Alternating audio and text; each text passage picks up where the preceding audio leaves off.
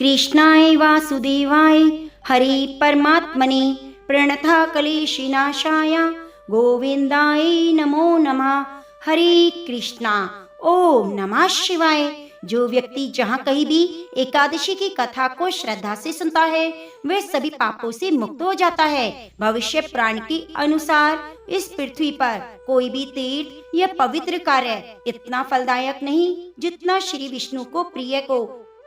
जितना श्री हरि भगवान को एकादशी तिथि प्रिय है। आप सभी भक्तों को अपरा एकादशी व्रत की हार्दिक शुभकामनाएं। अपरा एकादशी, जिसे अचला एकादशी भी कहते हैं, साल की सबसे पुण्यदायी एकादशियों में से एक मानी गई है। शास्त्रों में कहा गया है, अपरा एकादशी का व्रत करने से राजस्व यज्ञ, अश्वमेध यज्ञ, तीर्थ स्नान, गोदान, स्वर्ण दान, अन्न दान आदि महापुण्यों के बराबर पुण्य फल मिल जाता है। यह व्रत उन पापों का भी नाश कर देता है जिन्हें युगों की साधना से मिटा पाना कठिन है। जो व्यक्ति इस दिन उपवास रखकर भगवान विष्णु की आराधना करता है वह इस जीवन में यश, तेज, कीर्ति, धन और संतोष प्राप्त करता है। मृत्यु के बाद विष्णु लोक को जाता है। इस एकादशी का विशेष महत्व यह भी है कि इसका पुण्य फल केवल स्वयं तक सीमित नहीं रहता। जो श्रद्धा से करता है वह अपने पूर्वजों की भी उन्नति करा सकता है, भटकती आत्माओं को भी मुक्ति दिला सकता है। युधिष्ठिर महाराज कहने लगे, हे भगवान, ज्येष्ठ कृष्ण एकादशी का क्या नाम है, उसका क्या महात्म्य है, कृपया करके कहिए। भगवान कृष्ण कहने लगे, हे राजन, एकादशी अचला तथा अपरा दो नामों से जानी जाती है। पुराणों के अनुसार ज्येष्ठ कृष्ण पक्ष की एकादशी अपरा एकादशी है, क्योंकि यह अपार धन देने वाली है। जो मनुष्य इस व्रत को करते हैं वे संसार में प्रसिद्ध हो जाते हैं। इस दिन भगवान त्रिविक्रम की पूजा की जाती है। अपरा एकादशी व्रत के प्रभाव से ब्रह्म हत्या, भूत योनि, दूसरे की निंदा आदि के सभी पाप दूर हो जाते हैं। इस व्रत के करने से पर स्त्री गमन, झूठी गवाही देना, झूठ बोलना, झूठे शास्त्र पढ़ना बनाना, झूठा ज्योतिष बनाना, झूठा वैद्य बनाना आदि सभी पाप नष्ट हो जाते हैं। जो क्षत्रिय युद्ध से भाग जाते हैं वे नरकगामी होते हैं, परंतु अपरा एकादशी का व्रत करने से वे भी स्वर्ग को प्राप्त होते हैं। जो शिष्य गुरु से शिक्षा ग्रहण करता है फिर उनकी निंदा करता है वे अवश्य नरक में पड़ते हैं, मगर अपरा एकादशी का व्रत करने से वे भी पाप से मुक्त हो जाते हैं। फल तीनों पुष्कर में कार्तिक पूर्णिमा को स्नान करने से, गंगा तट पर पितरों को पिंडदान करने से प्राप्त होता है, वही अपरा एकादशी का व्रत करने से प्राप्त होता है। मकर के सूर्य में प्रयागराज के स्नान से, शिवरात्रि का काशी जी में व्रत करने से, सिंह राशि के बृहस्पति में गोमती नदी में स्नान करने से, कुंभ में केदारनाथ के दर्शन, बद्रीनाथ के दर्शन, सूर्य ग्रहण में कुरुक्षेत्र में स्नान करने से, स्वर्ण दान करने से अथवा अर्ध प्रसूता गोदान से जो फल मिलता है वही फल अपरा एकादशी के व्रत से मिलता है। यह व्रत पाप रूपी वृक्ष को काटने के लिए कुल्हाड़ी है, पाप रूपी ईंधन को जलाने के लिए अग्नि, पाप रूपी अंधकार को मिटाने के लिए सूर्य के समान, मृगों को मारने के लिए सिंह के समान। तथा मनुष्य को पापों से डरते हुए इस व्रत को अवश्य करना चाहिए। अपरा एकादशी का व्रत भगवान का पूजन करने से मनुष्य सभी पापों से छूटकर विष्णु लोक को जाता है। इसकी प्रचलित कथा के अनुसार प्राचीन काल में महिध्वज नाम का एक धर्मात्मा राजा था। उसका छोटा भाई वज्रध्वज बड़ा ही क्रूर, अधर्मी, अन्यायी था। वह बड़े भाई से द्वेष रखता। उस पापी ने एक दिन रात्रि में अपने बड़े भाई की हत्या करके उसकी देह को एक जंगली पीपल के नीचे गाड़ दिया। अकाल मृत्यु से राजा प्रेत आत्मा के रूप में उसी पीपल पर रहने लगा, अनेक उत्पात करने लगा। एक दिन अचानक धौम्य नामक ऋषि उधर से गुजरे। उन्होंने प्रेत को देखा और तपोबल से उसके अतीत को जान लिया। अपने तपोबल से प्रेत उत्पात का कारण समझा। ऋषि ने प्रसन्न होकर उस प्रेत को पीपल के पेड़ से उतारा और परलोक विद्या का उपदेश दिया। दयालु ऋषि ने राजा की प्रेत योनि से मुक्ति के लिए स्वयं ही अपरा एकादशी का व्रत किया। उस प्रेत को दुर्गति से छुड़ाने के लिए अपने व्रत का पुण्य फल प्रेत को अर्पित कर दिया। इस पुण्य के प्रभाव से राजा प्रेत योनि से मुक्त हो गया। वह ऋषि को धन्यवाद देता हुआ दिव्य देह धारण कर पुष्पक विमान में बैठकर स्वयं स्वर्ग को चला गया।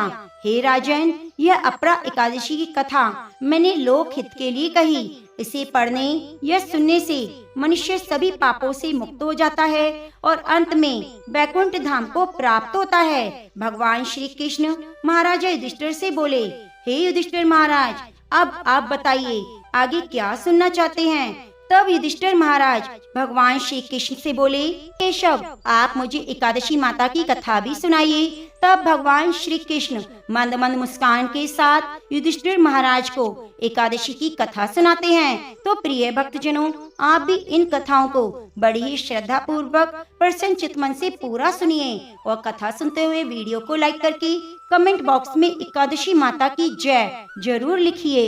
एक बार एक बूढ़ी माँ ने एक बार एकादशी का व्रत रखा।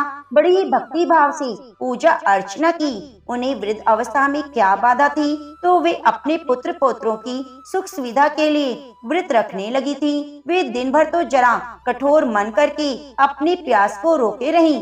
दिन में पूजा पाठ किया, कथा सुनी और पंडित जी को मिट्टी के पात्र में भरकर पानी और ऋतुफल दान दिए। दोना भर भर कर बूरा शक्कर का वितरण किया। उन्हें गर्मी के कारण बहुत बेचैनी हो रही थी। इस कारण से बड़ी देर तक पानी में पड़ी रहीं और पानी की कुल्ला करती रहीं, अपना मुंह धोती रहीं। तब कहीं थोड़ा बहुत धैर्य बंद पाया। धूप तो बहुत तेज थी, इस कारण उनका मुंह भी बार बार सूख रहा था। बूढ़ी माँ बहुत बेचैन हो रही थी। एक तरफ बुढ़ापा और दूसरी तरफ यह भयंकर गर्मी। वृद्ध अवस्था की स्थिति तो कुछ दूसरी ही होती है। जैसे तैसे दिन तो कट गया।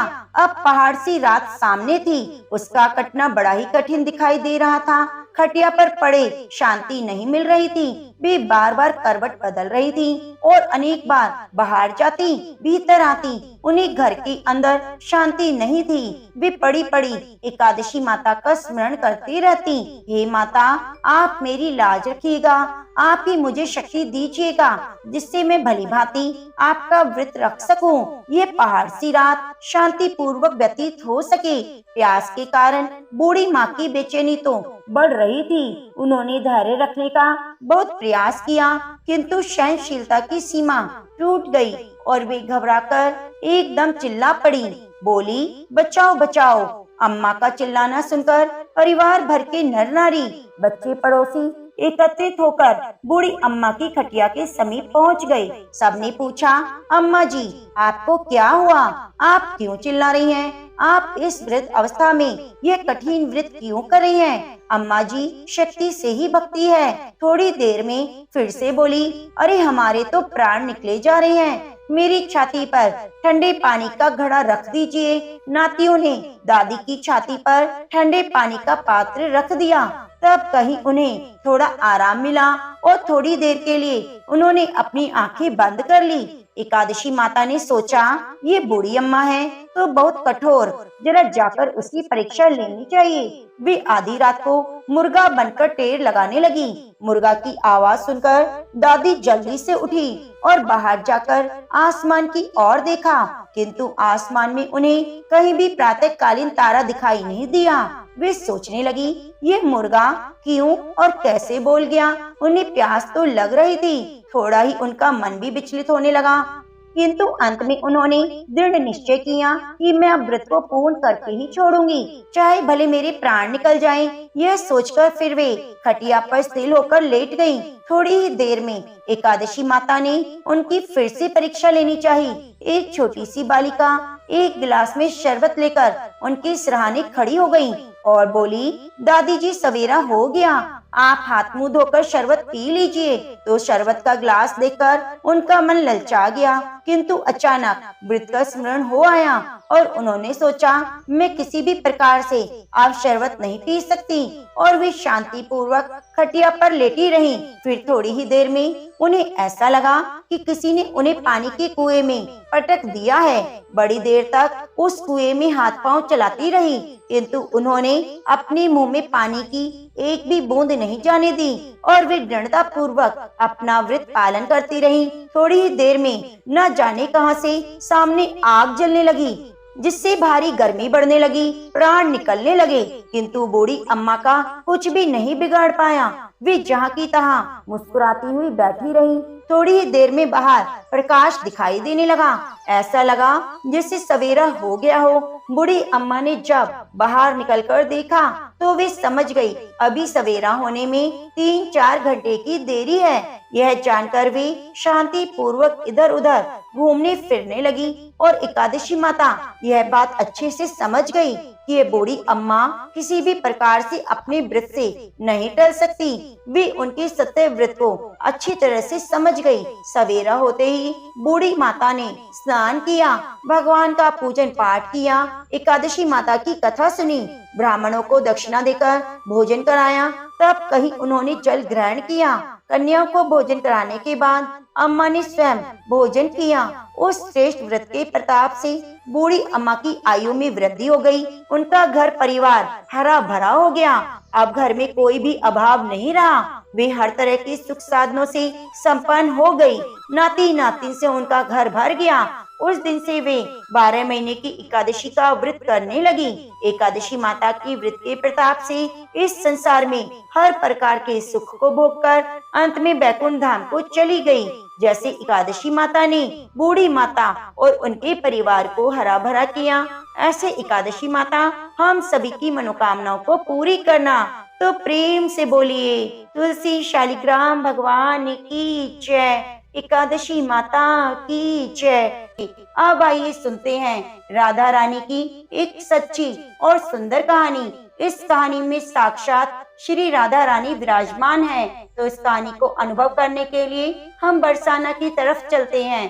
किसी गांव में रमा नाम की एक स्त्री रहती थी। उसकी शादी को 5-6 साल हो गए, लेकिन अभी तक उसके कोई संतान ना थी। इसी वजह से वे बहुत दुखी रहती। एक बार श्री राधा अष्टमी का उत्सव आया और गांव की कुछ औरतें बरसाना जा रही थी। तो रमा ने कहा कि तुम भी बरसाना चलो, राधा रानी बड़ी दयालु है, वे अवश्य ही तुम्हारी गोद भी भरेंगी। वे स्त्री कई दिनों से घर से बाहर नहीं निकली थी। मतलब कि रमा अभी तक 7-8 दिन अपने घर से बाहर नहीं निकली थी। इसलिए उसके पति और सास ने उसे जाने की आज्ञा दे दी। बस उसने मन में ठान लिया कि राधा रानी मेरी गोद जरूर भरेंगी। जिस दिन उसे जाना था उसी दिन उसके पैर में चोट लग गई, चला भी नहीं जा रहा था। फिर भी वह स्त्रियों के संग यात्रा पर चली गई। रास्ते में ट्रेन में राधा कृष्ण का जप करते हुए इस प्रकार सभी स्त्रियों के साथ वे बरसाना पहुंच गई और सभी नहा धोकर राधा जी के मंदिर में जाने को तैयार हो गई।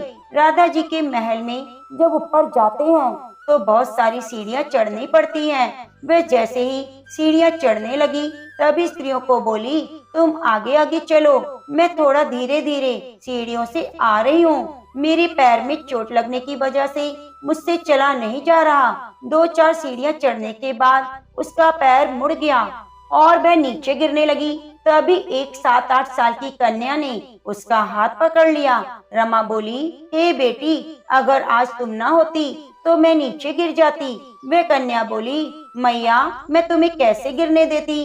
फिर रमा ने पूछा, बेटी तुम्हारा क्या नाम है। वह बोली, लाडो नाम है मेरा, यही पास में रहती हूँ। वे दोनों सीढ़ियों पर बैठ गए।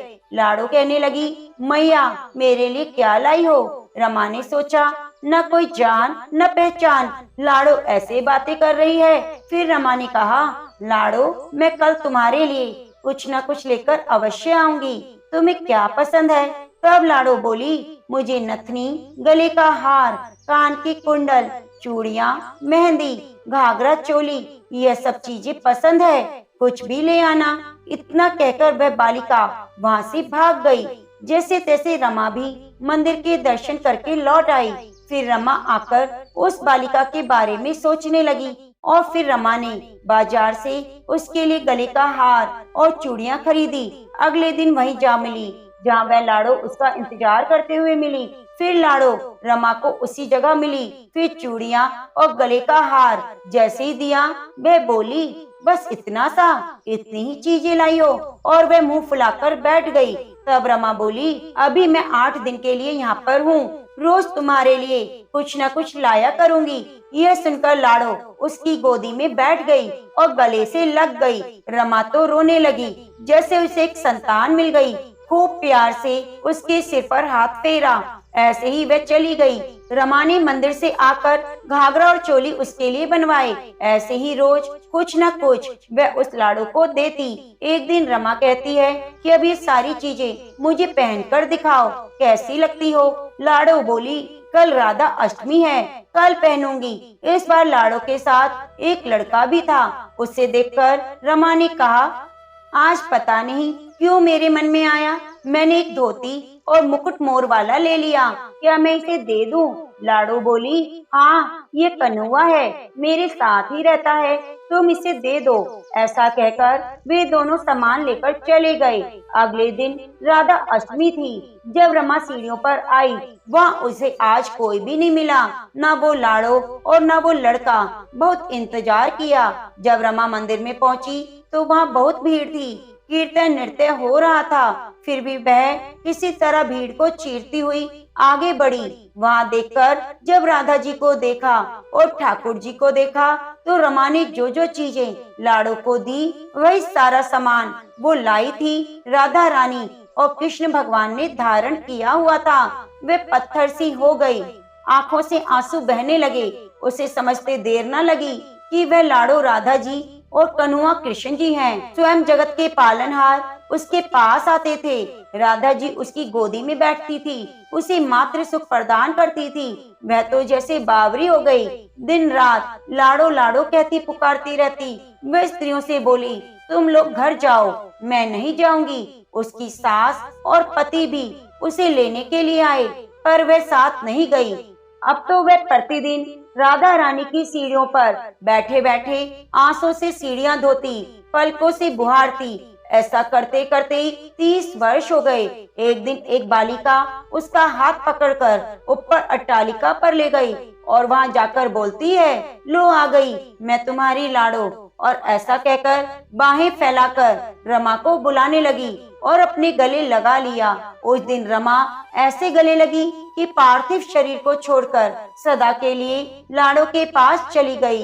तो प्रेम से बोलिए, राधा रानी सरकार की जय। हरे कृष्णा। प्रेम से बोलिए, विष्णु प्रिया तुलसी माता की जय। प्रिय भक्तजनों, आज हम उस पुण्य कथा का श्रवण करने जा रहे हैं जिसे जेठ मास में नित्य सुनने मात्र से मन के विकार मिट जाते हैं, घर में सुख शांति का वास होता है और आत्मा को गहरी शांति का अनुभव होता है। यह कथा है तुलसी माता की, जिन्हें हम आंगन में पूजते हैं, जल से सींचते हैं, लेकिन जिनकी जीवन गाथा बहुत कम लोग जानते हैं। यह कोई साधारण कथा नहीं, ये सत्य, तपस्या और स्त्री शक्ति की आदित्य मिसाल है। यह उस देवी की कथा है जिसके चरणों में स्वयं श्री भगवान विष्णु भी नतमस्तक होते हैं, जिनके कारण वृंदावन का कन कन पावन है और जिनकी महिमा से विवाह व्रत पूजन सब सिद्ध होते हैं। जेठ का ये तपता मास जहाँ बाहर सूर्य की ज्वाला है, वही यह कथा हमारे मन को शीतल करती है। यह कथा जो भक्त श्रद्धा और भक्ति भाव से प्रत्येक दिन सुनता है, यानी पूरे जेठ मास में सुनता है, उस भक्त के मन को नहीं बल्कि जीवन को भी माँ तुलसी पवित्र कर देती है। तो आइए तन मन को एकाग्र करके श्रद्धा की डोरी से जुड़कर सुनते हैं तुलसी माता की कथा, जो युगों युगों से घर घर में नारी गरिमा, भक्ति और धर्म की नींव को मजबूत करती है। प्रेम से बोलिए, भक्त वत्सला माँ तुलसी की जय। जय श्री हरि विष्णु। एक बार राधा जी सखी से बोली, हे सखी, तुम श्री कृष्ण की प्रसन्नता के लिए किसी देवता की ऐसी पूजा बताओ जो परम सौभाग्यदायक हो। तब सभी सखियों में श्रेष्ठ चंद्र नैना ने अपने हृदय में एक क्षण के लिए कुछ विचार किया, फिर बोली, हे राधे, परम सौभाग्यदायक और श्री कृष्ण की भी प्राप्ति के लिए वरदायक व्रत तुलसी की सेवा तुम करो। तुम्हें तुलसी का ही नियम लेना चाहिए, क्योंकि तुलसी का यदि स्पर्श और ध्यान, नाम संकीर्तन आरोपण सृजन किया जाए तो महान पुण्य फल प्राप्त होता है। हे राधे, जो प्रतिदिन तुलसी की भक्ति करते हैं वे कोटि सहस्त्र युगों तक अपने सुकृत का उत्तम फल भोगते हैं। मनुष्य की लगाई हुई तुलसी जब तक शाखा पर शाखा, बीज, पुष्प और सुंदर दलों के साथ पृथ्वी पर बढ़ती रहती है, तब तक उसके वंश में जो जो जन्म लेता है वे सभी हजार कल्पों तक श्री हरि के धाम में निवास करते हैं। जो तुलसी मंजरी सिर पर रखकर प्राण त्याग कर देता है वह सैकड़ों पापों से युक्त क्यों न हो, यमराज उसकी ओर देखते भी नहीं। इस प्रकार चंद्र नैना की कही बात सुनकर सर्वेश्वरी श्री राधा ने साक्षात श्री हरि को संतुष्ट करने वाली तुलसी के सेवन का व्रत आरंभ किया। केतकी वन में 100 हाथ गोलाकार भूमि पर बहुत ऊंचा, अत्यंत मनोहर श्री तुलसी जी का मंदिर बनवाया, जिसकी दीवार सोने से जड़ी हुई थी। किनारे किनारे पर पद्म रागमणि लगी हुई थी। वह सुंदर सुंदर पन्ने हीरे मोतियों पर परकोटे से अत्यंत सुशोभित था। चारों ओर परिक्रमा के लिए गली बनाई गई थी, जिसकी भूमि चिंतामणि से मंडित थी। ऐसे सुंदर मंदिर के मध्य भाग में हरे पल्लवों से सुशोभित तुलसी की स्थापना करके श्री राधा जी ने अभिजीत मुहूर्त में उनकी सेवा प्रारंभ की। श्री राधा जी ने अश्विन शुक्ल पूर्णिमा से लेकर चैत्र पूर्णिमा तक तुलसी के सेवन व्रत का अनुष्ठान किया। व्रत आरंभ करके उन्होंने प्रति मास पृथक पृथक रस से तुलसी को सींचा। कार्तिक में दूध से, माघ शीश में ईख के रस से, पोष में दक्षिणा रस से, माघ में 12 मासी आम के रस से, फाल्गुन मास में अनेक वस्तुओं से मिश्रित मिश्री के रस से और चैत्र मास में पंचामृत से उनका आचमन किया और बैसाख कृष्ण प्रतिपदा के दिन उद्यापन का उत्सव किया। उन्होंने 2 लाख ब्राह्मणों को 56 भोगों से तृप्त करके वस्त्र और आभूषणों के साथ दक्षिणा दी। दिव्य मोतियों का 1 लाख भार और स्वर्ण का 1 कोटि भार श्री गर्गाचार्य को दिया। उस समय आकाश से देवता तुलसी मंदिर पर फूलों की वर्षा करने लगे।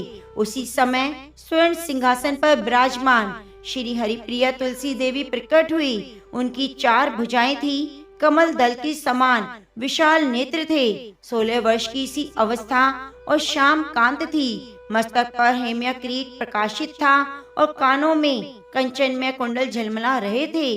गरुड़ से उतरकर तुलसी देवी ने रंग बल्लभी जैसी श्री राधा जी को अपनी भुजाओं से अंग में भर लिया और उनके मुख चंद्र का चुंबन किया। तुलसी बोली, हे कलावती राधे, मैं तुम्हारी भक्ति से प्रसन्न हूँ। यह इंद्रियां, मन, बुद्धि, चित्त द्वारा जो जो मनोरथ तुमने किया है वह सब तुम्हारे सम्मुख सफल हो। इस प्रकार श्री हरि विष्णु प्रिया तुलसी को प्रणाम करके वृषभानु नंदिनी राधा ने उनसे कहा, हे देवी, गोविंद के युगल चरणों में मेरी अहेतु की भक्ति बनी रहे। तब तथास्तु कहकर हरिप्रिया अंतर ध्यान हो गई। इस प्रकार पृथ्वी पर जो मनुष्य श्री राधिका जी के इस विचित्र उपाख्यान को सुनता है वह भगवान को पाकर कृतकृत्य हो जाता है। तो एक बार प्रेम से बोलिए, लक्ष्मी नारायण भगवान की जय, राधा रानी की जय। एक बार माता लक्ष्मी भगवान विष्णु जी से पूछती हैं, स्वामी तुलसी के पास दीपक जलाने का क्या महत्व है? रोज शाम को तुलसी के पास दीपक क्यों जलाया जाता है? इससे मनुष्य को कौन सा फल प्राप्त होता है? तुलसी के पास दीपक जलाने की क्या विधि है? दीपक जलाते समय कौन से मंत्र का उच्चारण करना चाहिए? कृपया आप मुझे विस्तार से बताएं। तब भगवान विष्णु जी कहते हैं, हे देवी, आज आपने सभी मानव जाति के कल्याण के लिए बहुत ही महत्वपूर्ण प्रश्न किया है। आपके इस प्रश्न का उत्तर देने से पूर्व मैं आपको एक प्राचीन कथा सुनाता हूँ, जिससे आपको सभी प्रश्नों के उत्तर मिल जाएंगे। इसलिए आप इस कथा को ध्यान पूर्वक सुनिए। इस कथा को ध्यान से पूरा सुनने मात्र से ही मनुष्य को 100 वर्षों तक तुलसी के पास दीपक जलाने का पुण्य प्राप्त होता है। फिर माता लक्ष्मी कहती है, हे स्वामी, मैं इस कथा को सुनने के लिए उत्सुक हूँ। कृपया आप इस कथा को सुनाना प्रारंभ करें। भगवान विष्णु माता लक्ष्मी को कथा सुनाने लगते हैं। हे देवी, पूर्व काल की बात है। दक्ष दिशा में तुंगभद्रा नाम की एक बहुत बड़ी नदी है। इस नदी के किनारे पर हरिहरपुर का नाम का एक अत्यंत सुंदर नगर बसा हुआ था। उसी नगर में काशी नाम के एक ब्राह्मण निवास करते थे। वे अत्यंत गुणवान, चरित्रवान, धर्म कार्य करने वाले और वेदों के मार्ग पर चलने वाले थे। उन्होंने सभी शास्त्र का अध्ययन किया हुआ था। उस ब्राह्मण की एक पत्नी थी जिसे लोग दुराचारी कहकर पुकारते थे, क्योंकि उसके कर्म ही उसके नाम के अनुसार थे। वह सदैव ही अपने पति को अपमानित करती, अपने पति के लिए कुवाच्य कहती थी, पति को भयंकर दुख देती, पति के लिए कभी भोजन नहीं बनाती। उसने अपने पति के साथ कभी शयन नहीं किया, कभी उसके साथ प्रेम से व्यवहार नहीं किया। पति के मित्र, परिवार के लोग घर पर आते तो वह स्त्री उनको अपमानित करके भगा दिया करती और स्वयं काम भाव से उन्मत्त होकर निरंतर अन्य व्यभिचारिणी स्त्रियों के साथ घूमा करती। उसका मन पति को छोड़कर पराये पुरुषों में लगा रहता। उसने कभी अपने पति से प्रेम की बात नहीं की, किंतु पराये पुरुषों के संग बैठकर बातें किया करती थी। पराये पुरुषों को मोहित करने के लिए सज धज कर गाँव में घूमने जाया करती। कभी वह वन में किसी वृक्ष के नीचे खड़ी रहकर सुंदर पुरुषों की राह देखने लगती, किसी दुष्ट पुरुष को मोहित करके उसके संग भोग विलास किया करती। फिर एक दिन वह दुराचारी स्त्री वन में जाकर एक वृक्ष के नीचे खड़ी हो गई। उसका चित्त काम से भरा हुआ था। वह किसी सुंदर कामी राह की वह किसी कामी सुंदर पुरुष की राह देख रही थी, किंतु बहुत समय निकलने के बाद जब उस स्थान पर कोई पुरुष नहीं आया, वे बहुत दुखी हुई और प्रियतम की खोज में इधर उधर भटकने लगी। उस दिन उसका सारा परिश्रम व्यर्थ हो गया।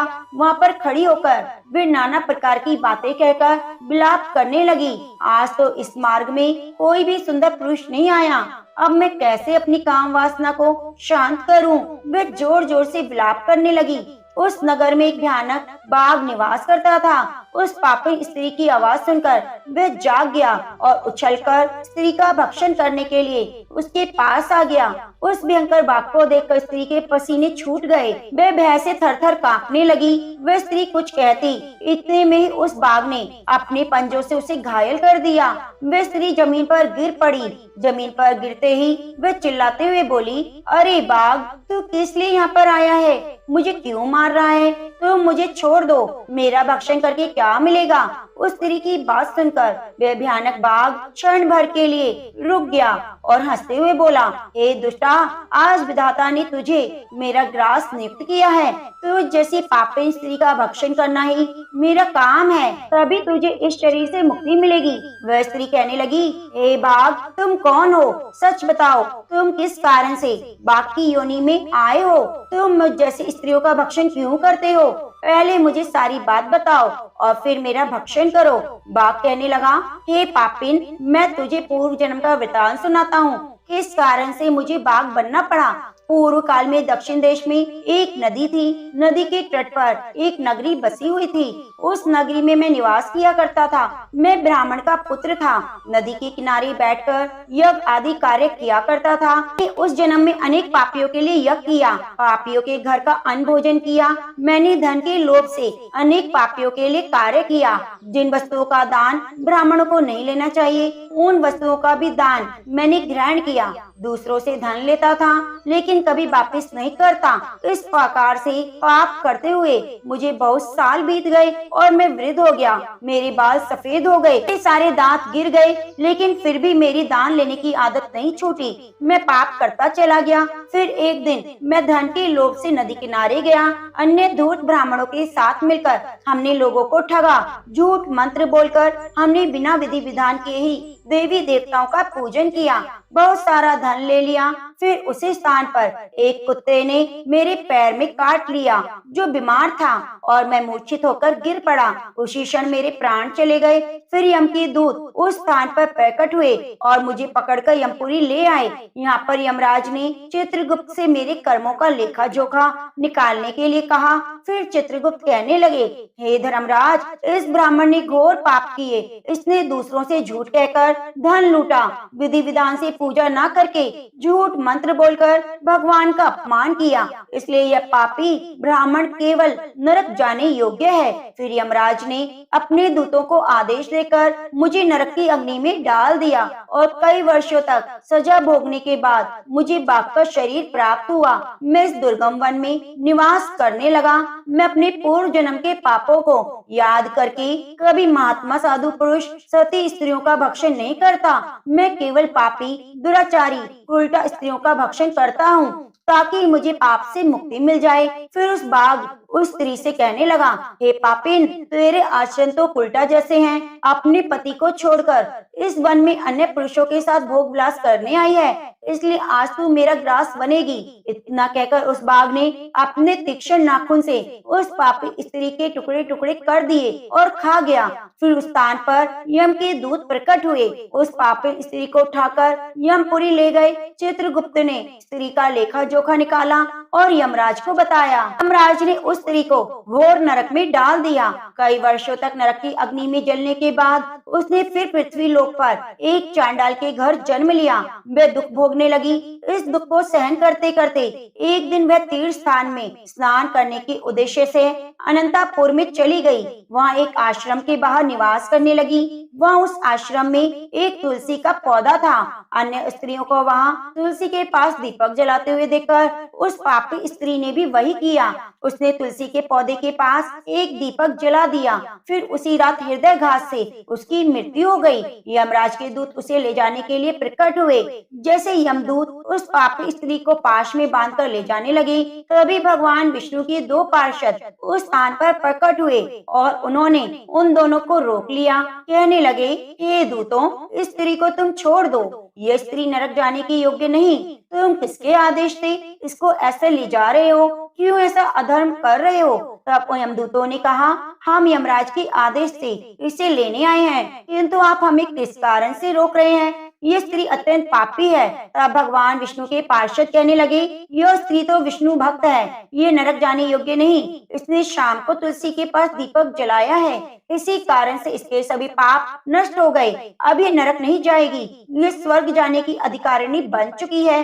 पार्षदों की बात सुनकर यमदूतों ने उस स्त्री को स्थान पर छोड़ दिया और यमलोक चले गए। उन्होंने यमराज को सारा वृतांत सुना दिया। फिर भगवान विष्णु के पार्षद उस स्त्री को दिव्य विमान में बिठाकर स्वर्ग लोक ले गए। भगवान विष्णु कहते हैं, हे देवी, इस प्रकार से तुलसी के पास केवल दीपक जलाने मात्र से मनुष्य के सभी पाप नष्ट हो जाते हैं। जो स्त्री नित्य शाम को तुलसी के पास दीपक जलाती है, वे सौभाग्यशाली बनती है। पूर्व जन्म के सभी पाप नष्ट हो जाते हैं, सुख समृद्धि की प्राप्ति होती है। भगवान विष्णु कहते हैं, हे देवी, हजारों अमृत के घड़ों को नहलाने पर भी श्री हरि विष्णु को उतनी तृप्ति नहीं मिलती जितनी वे मनुष्यों के द्वारा तुलसी का एक पत्ता चढ़ाने से प्राप्त करते हैं। 10,000 गोदान से मानव को जो फल प्राप्त होता है, वही फल तुलसी पत्र के दान से पा लेता है।